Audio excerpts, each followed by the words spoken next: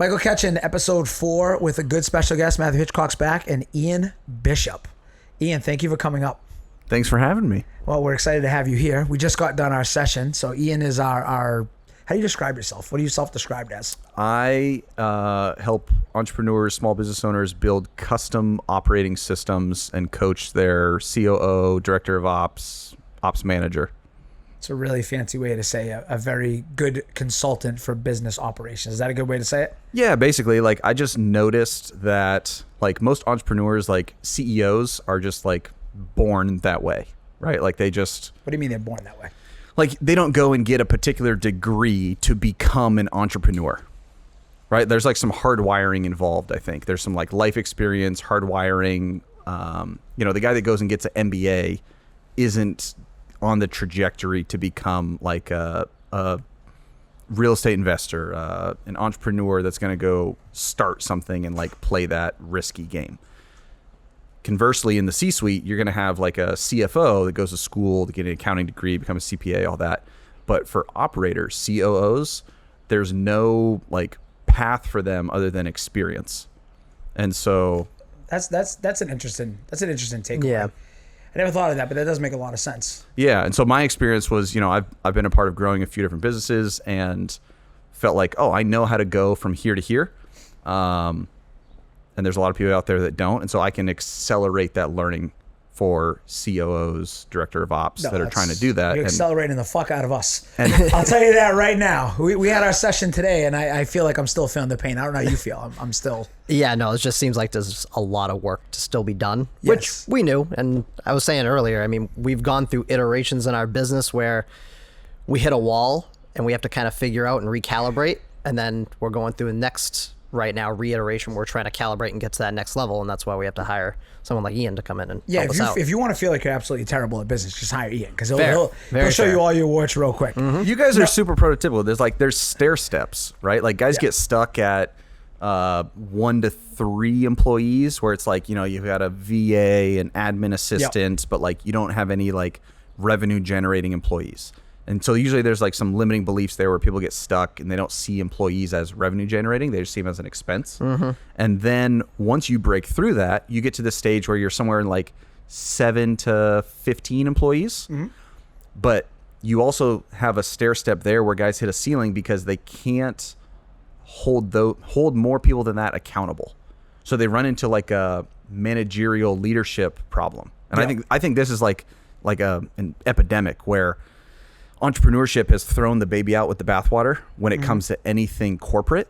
And so managers, leadership development, meetings, trainings, all this are like, we don't need that. And then all of a sudden the business starts growing and they're like, oh, this sucks. And they have all these problems and they can't figure out how to solve them. And it's like, remember all these things that kind of tried and true that worked. And so I think there's a big void right now with leaders and managers, and entrepreneurs grow their business and they hit that stair step where they don't know how to train people. They don't know how to hold more people accountable. They don't know how to develop leaders.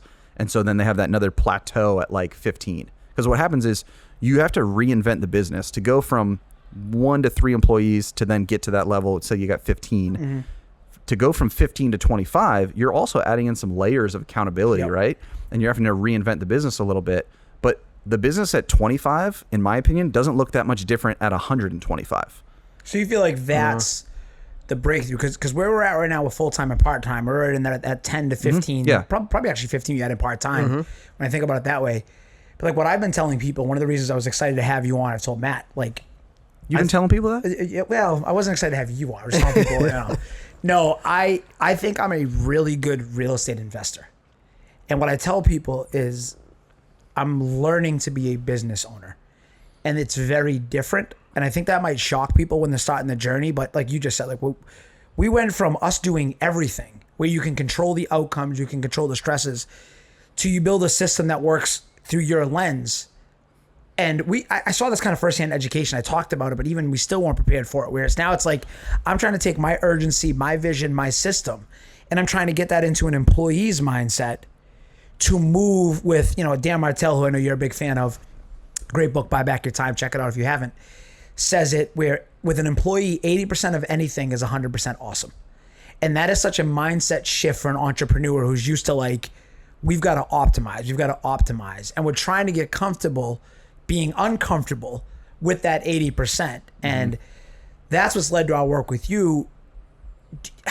I guess I feel like there's two people in the world of coaching. There's two entrepreneurs. There's those who get it and those who are ready for it. And this is my opinion. I've never asked you this. Never asked you this. And there's other people like, coaching, it's a fucking scam. You don't need it. Yada, yada. I can go on YouTube. Like we have a buddy who's like, I don't need coaching. I can go on YouTube and watch a David Goggins video and run through a wall. And then says, why are you guys so successful? We say, well, go get coaches. Well, I don't need coaching because I can watch a David Goggins. It's like, okay, well, shout out. He knows who he is. What would you say back to those people who are anti-coaching? I was very much that way for years. I was like, why would I pay somebody for this information when I can just go buy the book? God bless your wife. I don't know if she puts up with your shit. I really don't. That's a separate conversation. But it wasn't until I had an experience from being in a mastermind where I was like, oh, I'm accelerating because of the information, the community, like being around these people. Yep. And then I hired a coach and it was like, oh, again, I'm accelerating. And so I at one point had 3 coaches because via the experience was just like, man, I want to get better at this specialization. I'm going to hire a coach for that. I want to get better at this specialization. I'm going to hire a coach for that. So for somebody who's anti, it's like, don't knock it till you try it, but information doesn't change people. Experience does. So they have to actually experience it and see some fruit from it to then be able to change their mind, in my opinion. I think they just have to want it too, right? Like, you got to be open-minded to some extent. I train jiu-jitsu and I have a coach. Like I could go online and watch a bunch of stuff, but if I'm not interested in jiu-jitsu, why am I going to go pay a coach for that? Maybe I'm mildly interested and I watch a couple things and I just try and learn on my own. But if I really want to excel and get to the next level, I got to hire someone professional to really teach me what I need to know. It shortens that learning curve, right? Yeah. I mean, you have the Grant Cardones and the Tony Robbins of the world that have like these big mega conventions and people go and they get the rah-rah for like a weekend, but it's just like a glimpse of it. And then are they actually going to run through the wall when they get back? Or are they just going to stop when they get home after like the weekend because they forgot about all the magic that was at the event? And they didn't go ahead and hire them as an additional coach or reach out to someone that has a similar skill set to learn those things to teach them. So. That's the thing. Like it always blows my mind. We say all the time. It's like the more successful you become, you realize the less you know. Like you get comfortable with that. Yeah. And I always feel like it's the people who are like just starting their journey or they're so in their own way and it's all how they show up. They think they got the answers. It's like, well, if you show up thinking you've already arrived, right? Like we don't have to do. We could have rested on our laurels. We don't have to pay a consultant and a coach like Ian. We don't have to go to masterminds. Shout out to the 50, the one I'm part of. We're putting ourselves as Commonwealth Collective purposely in positions to get uncomfortable because what we believe comes on the other side of it. That's a different, how do you speak to that mindset? Like as entrepreneurs, we're wired that way, but you said something a while ago. What is the mindset of a COO or somebody you work with to how do you push through that uncomfortableness to know what's on the other side? How do you sell that vision to them? I don't know if it's necessarily the uncomfortableness because I think the good ones already have a knack for it. Like they want to. Now, I think there's a stubbornness sometimes of like, I know better. Yeah. Right? If you get too high level. Entrepreneurs are stubborn. That would have never, I mean, that might be the biggest shocker on the internet in 2024. Yeah. Go back, watch that clip on YouTube again. Entrepreneurs are stubborn. Ian Bishop, this is what you pay him for. This is hence why they don't have bosses. Yeah. That's. But even at a I had no problem with authority growing up, none at all. At an operator level, Yeah. right? Like you could have 2 guys that are high level operators. They could be slightly different where one guy might be more keen to like data and information and the other guy might be more relational. And so if they were both given the same problem, one of them is going to call people that he knows who have gone through that to try to glean from their experience. The other guy is going to research the heck out of it and try to figure out all the details around it. They're both going to think they're right. And they both could be, right? But I think they both have a knack for it. They might just go about it in a different way. Mm-hmm. At the end of the day, my thesis is that there's 4 parts I see over and over again. And we talked about this a little bit yesterday, but there's the vision, which is the what. There's the strategy, which is the how. And so a lot of language of like EOS would say visionary and integrator, business owner and operator. But really where I see the breakdown is after the strategy is implementation. And then after implementation is the ongoing execution. So it's these 4 parts where you have vision, strategy, implementation, and then ongoing operations or execution. And there's usually not 4 separate people for those 4 roles. So the business owner typically is the vision. They decide, here's what we're going to do. They like to dabble usually in a little bit of the strategy, like high level strategy. And we talked about this at one of your properties yesterday, where it was like, you walked in, you're like, oh, okay, here's what we're going to do. We're going to add 2 more units here. And I was like, I asked you a couple questions. You were like, I don't know, because I checked out after that. I came in and I said, we're going to do these 2. And then hey, here's the you big guys vision, figure baby. it out. Go on the roadmap. We got to get here by this date. Leave me the fuck alone. And so that's where then that handoff occurs typically at strategy, as somebody else then steps in for the details of the strategy. But at that point, everything is still theory. Like nothing's real yet. It's all just ideas in our head. Yeah. So there has to be somebody who then implements. And this is where I think a lot of this gets lost, is implementation is taking the unseen, making it real, putting a shovel in the ground, having something to show for it. And once that's created, it's like the guy that builds the race car. Once it's created, you're then going to put a driver in the seat to drive the race car. And that's your operator. A lot of times in business, though, we lump implementation and operations together. We say, oh, that's operations. That's my ops guy. That's my COO, whatever. And we put those 2 together and we assume that they can do both. But it's a very different skill set to build and implement something than it is to just run the playbook, right? Like the guy who creates the playbook, the coach, very different than the quarterback that's going to go out and execute the playbook. And so this is where I think it's a unfortunate overlap where those 2 get lumped together and they're really 2 different roles. And so that's usually where I come in, is I am the strategy implementation guy. And so I fit in in the middle between a business owner and their operator, where the handoff just isn't quite smooth yet. And the operator would do really, really well if plugged into a system, but the system doesn't exist. The visionary doesn't know how to create the system, doesn't want to, but they want to support their operator and they want to get them help. And the operator would be really, really good if they had that system to operate within. Yeah. And Which is what happened with us. Like 100% bringing you on, like Mike and I just, based off of what we had in our brains, we just lumped everything together. We thought this is how it was. And we thought it was very clear, just because we have a different type of relationship working together, building the business together. There's along own with, the company too, with Hannah. right? Correct. There's no urgency when me, Matt, and Hannah have to do something. There's no other choice. Yeah. There's no paycheck. Yeah. Exactly. But then you coming in and really asking, nice thing is you came in and you weren't like, this is completely wrong. You just asked a lot of probing questions that got us to a different way of thinking. Yeah, I always say, like, you know your business better than I do. Yeah. And so I'm just here to be a guide. You have a lot of the answers already, but you just haven't come about them yet. And so asking some of those questions, like I know we've had a conversation we were talking about earlier of like, I agree with you, but how do we prove it? Like, how do we like objectively prove that this is working or not working? Because then we can validate it to then recreate, rather than just like running the business by feel, because I can't teach somebody else to run the business by feel. I mean, It's not scalable, which Yeah, is what we're trying to do. And in our head, we're like, this is scalable because we just do it inherently. Well, But it's I not. also- you have a built-in motivation as the owners. Yeah. But this even goes back to, it's funny because I don't know. I'm sure Matt remembers. We had many conversations. I don't know if he remembers in the moment, but I think he's feeling it now. When I came from education, I watched they remodeled our model. We went from a small school to a large school, and we had a model that was proven. We were winning awards, and then literally overnight, when they changed it, it crumbled. And I remember the way my brain worked, the way I looked at it. I remember talking to our leader at the time, our principal. I said, "This is not going to work. You've romanticized, because we were a finished product. You forgot how hard it was, and now we have a different challenge. We have triple the number of students. We have a staff that used to be bought into the vision because they came here with clear expectations. They chose to come here. Now they're forcing. They gave us another school overnight. We inherited their staff. I was like, we have to change some stuff what we're doing, and he wouldn't. He was stubborn to a fault because it worked. And looking back, I think it came from a place of fear. But I remember telling you and Hannah, even when we first started, I'm like, we have to think with the end in mind. Which at the time I didn't even know what the hell that meant. Looking back, I would do things different, but I knew enough to say, when we get to where we want to get to, it's gonna be. Like he used to answer like Google Voice. Like Matt's a savage. Matt's an owner. Matt would be leasing apartments at 1 a.m.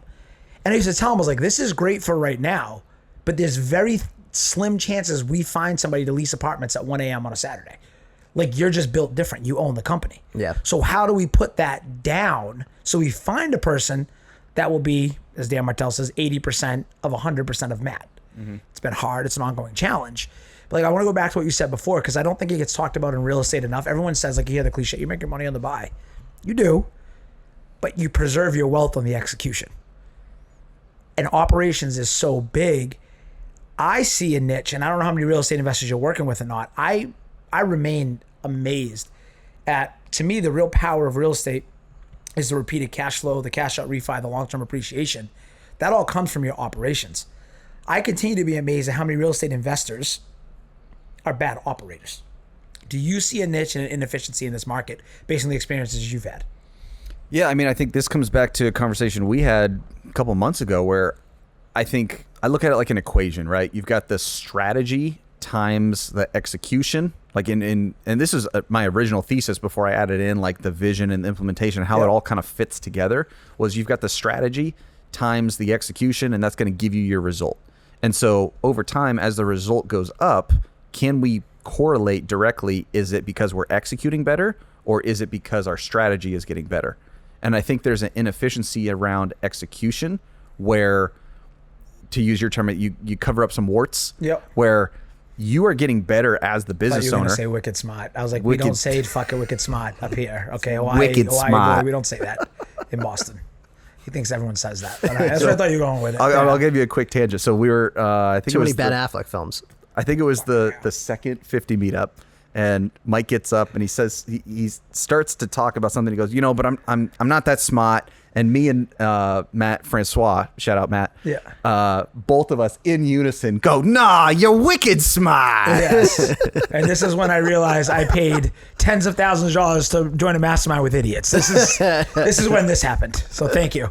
Shout out Brandon Turner for putting this together with these wicked smart guys that you're putting out there. I have to get Brandon on the podcast at some point. But yeah, I think there's an inefficiency built in where as the business owners, you're incentivized to get better. You get better at the strategy, but are we measuring the things that matter to be able to, like we talked about, objectively be able to say, can we prove that our execution is getting better? If we've put people in place to execute, can we prove that they're getting better over time, right? That from the first building we bought to the most recent building we bought, where we had a team in place, are they getting better at executing?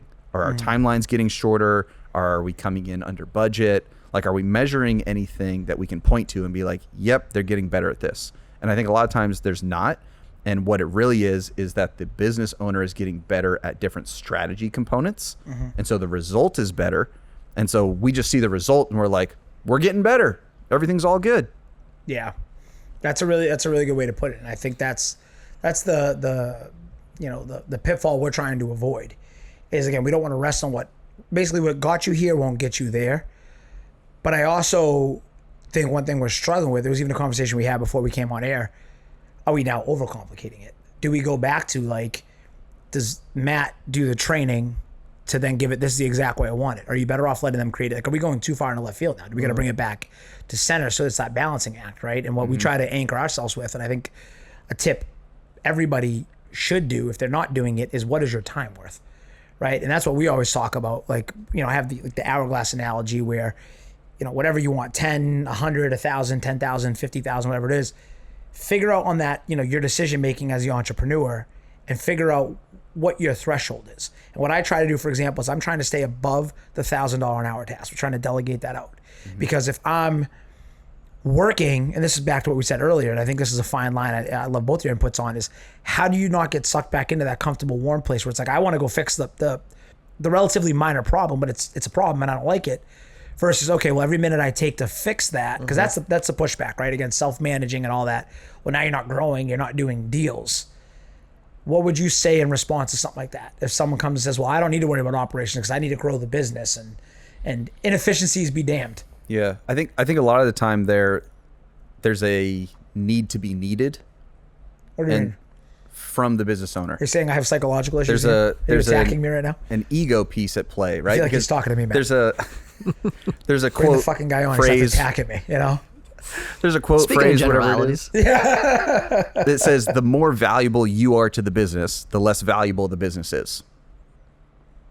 And so I think a lot of times guys jump in like that, and it's based out of a need to be needed, and they're fulfilling some kind of like ego or something within them that the business is giving them, it's not as, black and white objective as how do I increase the value of the business, right? And this is something I always refer to as like, in the cash flow quadrant of Rich Dad Poor Dad. Yep. The difference between being self-employed versus owning a business is self-employed is you own a job. Owning a business is you own a system. And so a big part of what I do is I help business owners build the system, right? And depending on the business, it might look a little different. It's not cookie cutter. So if someone doesn't want to do that, from a numbers standpoint, it's like how you always harp on NOI and what that dollar is actually worth. Yep. It's like if we actually break out the math, it might not actually make sense for you to jump back in and do those things. And so is this actually feeding some other kind of need in terms of ego and you getting something out of this? I agree. And that leads me to a great follow-up question, because The Cash Flow Quadrant, great book, Robert Kiyosaki. If you haven't read it, you should. It's the second book after Rich Dad Poor Dad. I'm very much an I. Like, I'm very much in the investor quadrant. Everything I do, I start with the question of how do I not pay for this and do I work backwards? We've intentionally built the lifestyle. What we're trying to work through is we're trying to fire ourselves. Our goal was always to fire ourselves. Our goal is to not, and this is one of the struggles. So we're gonna solve. This is gonna be a psychology session right here on a podcast. One of the things I'm struggling with is how do we get to the goal where we're making, I mean, it's even crazy numbers to say out loud, but where you're making $1 million a month in profit. Your owner's draw is $1 million a month plus, while bringing in people to grow that when it was your work ethic and your vision that got you there. Like, that's, we have another mutual contact, the mastermind, that I admire, because it's like he's essentially done, I mean, correct me if I'm wrong, but I don't think he's working 40 hours a week. I think he's kind of removed himself. I'm trying to get there, and I have been amazed. Like, it sounds so easy to say. You're like, yeah, of course I do less. I give it. It is very hard, because there's that trust piece. There's all that.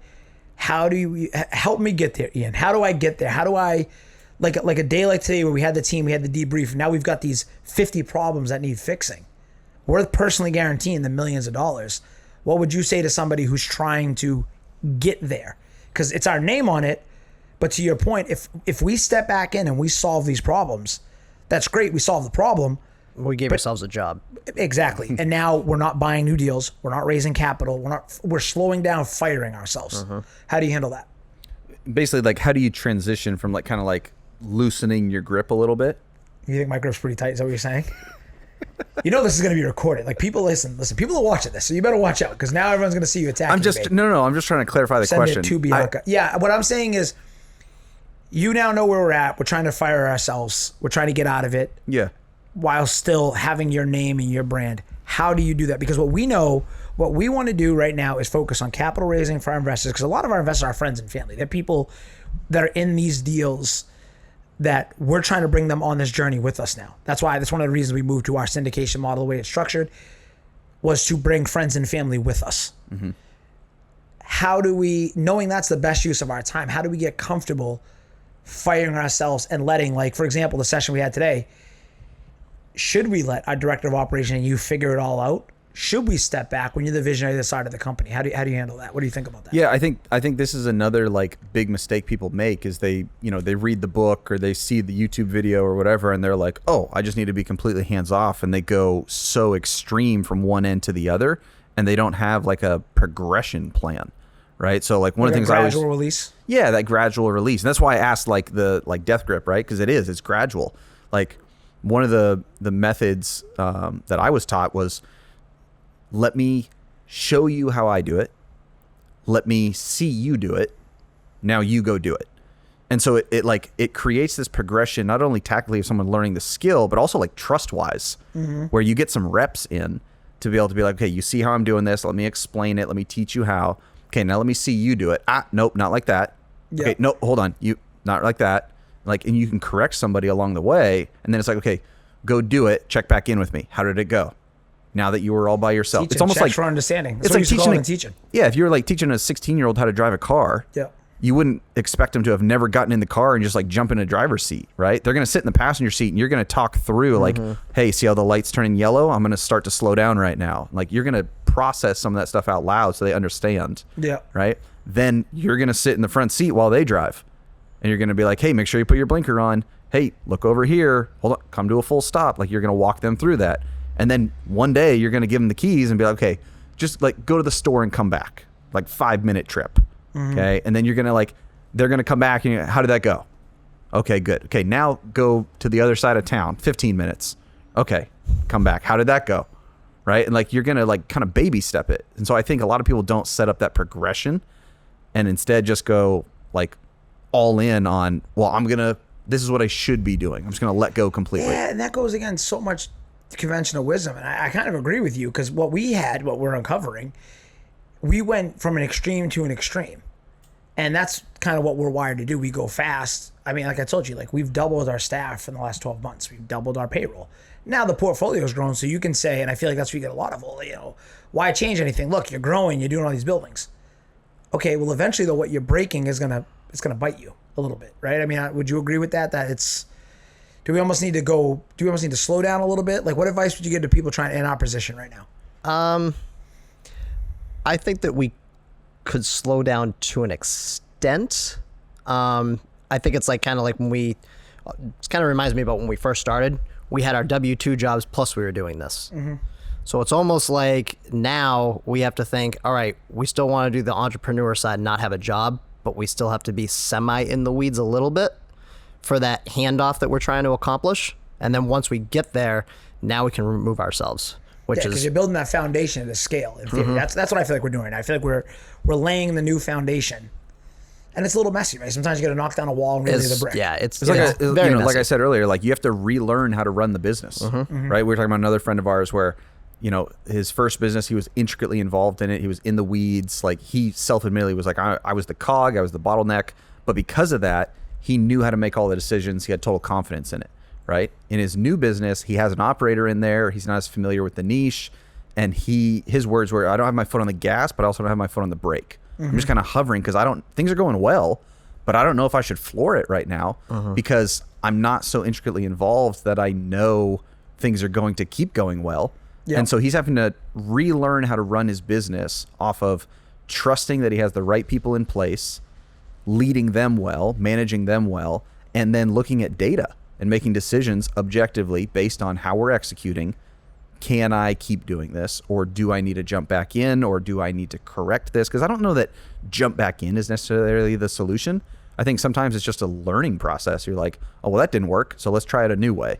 Yeah. Which is how we built our company. We just learned as we went. We didn't know how to do any of this stuff. Yeah. Shit done. People do it all the time with hiring. Yeah. You know, they make a bad hire and they're like, it doesn't work. I'm never having employees again. Like, I'm not doing it. It's like, no, he's talking to us right now. Not every hire is going to be perfect, you know? And so it's like, yeah, you make a bad hire. Great. What did you learn from it? Like, there has to be a reflection or a self-awareness to go. And this is where, back to your question around like coaching, is like, sometimes that's the banter that you need to be able to go like, oh, here's what I did. And you have somebody slow you down and say, well, hold on. What went well? What didn't go well? Yep. Well, was that a reasonable expectation? What expectations did you set? Like, yeah, I think sometimes people prematurely are just like, oh, no, this doesn't work. And they just can the whole thing. So that's a perfect transition actually to what the work we did with you that I wanted to get into before we wrap up and get out of here. We met because I was in this mastermind, a couple really successful people told me, you know, you go around, you say, you know, what pain point are you dealing with? And I kept saying, hey, you know, do we scale? How do I step back? How do we scale and give up control? And everyone kept saying this EOS thing. I don't know what the fuck EOS was. I was like, all right, well, if these really successful people who are much further on the journey than we are, I mean, these guys are approaching, you know, 9-figure net worths, right? They're saying do this. Well, then you're there, you're a coach. I talked to you. I like the way you kind of presented stuff, I like the way you broke down information. What is EOS? Because when we went home, we took it. Now, it's changed our business, but I kind of want you to answer because you can speak to it more. But for me, I like the clarity it's given. What is EOS? Do you think every business should have EOS? Or are there other systems that are out there? It's more just about a system. So like a two-part question. What is EOS? And is EOS the end-all, be-all? Or are there other systems that it's more important to have a system than just EOS? Yeah. So I'm going to answer them in the opposite order. I think everybody has a system to an extent, whether they call it something or not. Yeah. You know, they may have the chaos system or the we reactive. Had the chaos. We had the chaos system. The chaos system. Or the reactive system or whatever you want to call it. But yeah, I think everybody to an extent has something. I think it's more so about having a plan. And so being proactive in it. EOS is entrepreneurial operating system. And so I was very fortunate to be a part of multiple growing businesses, and I was very much so on the operations side. What makes me kind of unique was I was in a lot of sales-based businesses, and so I approach operations from a revenue standpoint, whereas a lot of operations coaches, consultants sometimes can fall into the trap of like operations for the sake of operations. Yeah. It's, you know, it's almost like meetings for the sake of meetings. Yeah, no, we want to be lean and mean. We don't want any of that shit. Yeah, and so I was always very fortunate to be a part of businesses where I had exposure to the sales side, the revenue side, but I was very much so I was the how guy. And so I had a counterpart was the what, he was the vision, I was the how. And so I got to go through that multiple times in learning how to do it. And when I discovered EOS, it put language to what I was already doing. And I was like, oh, like there's terms for this stuff. That's interesting. So you inherently were doing some of this, and EOS gave you the clarity around. Yeah. And so EOS is essentially, and a lot of these operating system companies are built off of scaling up, which was the kind of like the original book on it. And it's like a textbook. It's not a fun read. It's not easy to apply to your business. And so EOS did a really great job of branding, making it applicable, putting language to it that like entrepreneurs could grab onto, plug in, and kind of laid a little bit of the roadmap. Once I discovered that, I went through the trainings to become a certified EOS integrator, went through the implementer workshop, and started working with businesses in a consulting role using a lot of these tools. But what I found was some businesses, it worked really, really well. Other businesses, it fell flat on its face. What were the ones that fell flat? So like, for instance, with you guys, anything that has project management in it, it's very difficult to apply like the routine cadence that EOS encourages. Like project management is very different than just like the annual, quarterly, monthly, weekly type stuff, right?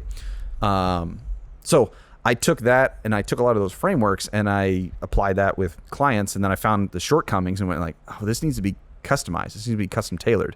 And that was a big reason why I didn't so EOS, you can become a franchisee. And I'm not a big fan of franchises to begin with, but it was one of the reasons that I didn't was because as a franchisee, you have to go through the protocol. Whether it applies to your business or not, I still have to walk you through these protocols. That's not the way business and works. I was like, if I were on the receiving end of that, I would be frustrated. That doesn't make any sense. And so I didn't feel the conviction behind it, but I was like, man, there are a lot of good tools here that I could still utilize. And so I basically just expanded my toolkit using a lot of their frameworks, adding in some of my own, adding in things that I had experienced, as well as, other resources, Dan Martell, things like that. And so that's where the customization side came from was entrepreneurs. Yeah, they need some kind of operating system, but is it this specifically? Like, is it that cookie cutter? It depends on their business. Yeah. Like the real estate investor world, like it's too custom. It's too crazy. It is. Like there's on a daily too basis, much monthly nuance. basis. Well, you deal with people too, right? You deal with people's housing at the end of the day, and that's the easy part to forget. It's like as much as we try to make this like a data-driven decision, you're still dealing with the ultimate variable, which is humans. I mean, you just look at the maintenance calls that come in. Look at the crazy shit. Look at the government agencies you got to deal with. But it's been great. I mean, it's given me a lot of clarity. I'm sure the scorecard's giving you a lot of clarity on what we're doing. With that said, before we get you out of here, where can people get a hold of you? I dabble a little bit on Instagram, LinkedIn. Dabble. Who says I dabble? Ian Bishop, the RevOps Coach, therevopscoach.com. And again, that just comes from doing ops-based, operational consulting. Do you own that URL? I'm going to go buy that URL. I do, yeah. TheRevOpsCoach.com. I think we should have got that. As soon as it made his Instagram, we should have bought that. Oh, you don't fuck with him. Who are you talking to? Yeah. You don't think I made sure that I had the URL, the Instagram, all the things before it went public? The RevOps Coach. The RevOps Coach. Yeah. The idea is that I focus on operations, but from a revenue perspective, and I think that's the slight misalignment that comes in sometimes with operational consulting is operations isn't a sexy sell. The way I explain it to like real estate investors is everybody wants a double or a triple. Like from whatever your current numbers are, like everybody wants either a profit or a revenue or a gross revenue or gross profit. Like they want a double or a triple from where they're at. Like nobody's happy where they're at. In order to do so it's like you have a single story house. Everybody wants to add a second or a third story. But before we can do that, we got to make sure the foundation can support it. And so operations is coming in and going, are there any cracks in the foundation? Do we need to reinforce it? Can it carry this much weight? It's not a sexy sell, but it's what allows you to do the double or the triple. And so you stack sales and marketing on top of the operations work that you do. Yep. And now you can attain that double or that triple. 100%. And when this does come out, I can't recommend working with you enough. I will continue to say it. Anybody who's listening to this is probably listening because they're interested in being a real estate investor or they follow along. You're going to get, if you stick with real estate, you're going to get to a point where you're going to have a decision to make. And that decision is going to be very simple. It's going to be, am I going to turn this into a business where I get all the benefits, or am I going to stay strictly on the investment side, which that means if you're strictly an investor, that means you're giving up a lot of control. You're giving up a lot of optimization. And when you apply NOI, which I'm always talking about, to a cap rate, like we talked about, at a cap rate of 5, every dollar of NOI is worth 20. So if you can move your NOI, if you bring it in-house, and this is something we've talked about, I think people get it wrong. If you can boost your NOI by 5% by self-managing, do that on a multiple of 20 per dollar, $20 at a 5 cap. So if you're boosting your NOI, say that 5% equates to $100,000, that's $2 million in net worth. I mean, that's real numbers. And I don't think people think that through a lot. And you are going to get to that point where if you are self-managing, you're going to need a coach, you're going to need a consultant like an Ian. And that's where, again, one more time, RevPro coach. The RevOps coach. The RevOps coach. I want to get clear on that. The RevOps coach. Or on Instagram, the RevOps coach. Yeah, because really what I do is I do one-to-one, and you've actually done both, but I do one-to-one with clients where I'll come in and build it for you. Yep. But I also do, I had so many people that I was working with that were asking me to coach their operator. Mm-hmm. They wanted executive coaching for their director of ops, executive coaching for their COO. And I was like, man, this isn't scalable. Like, I can't just do executive coaching only on all these guys.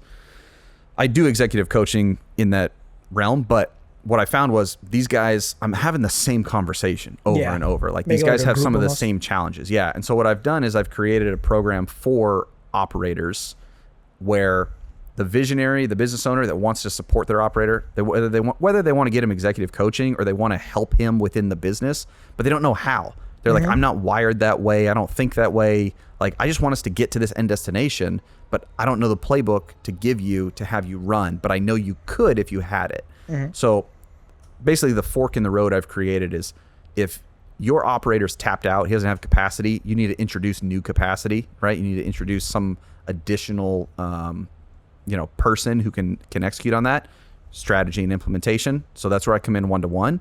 The second option is if your operator has capacity and you're willing to go at his pace, then I create a program called Ops Academy.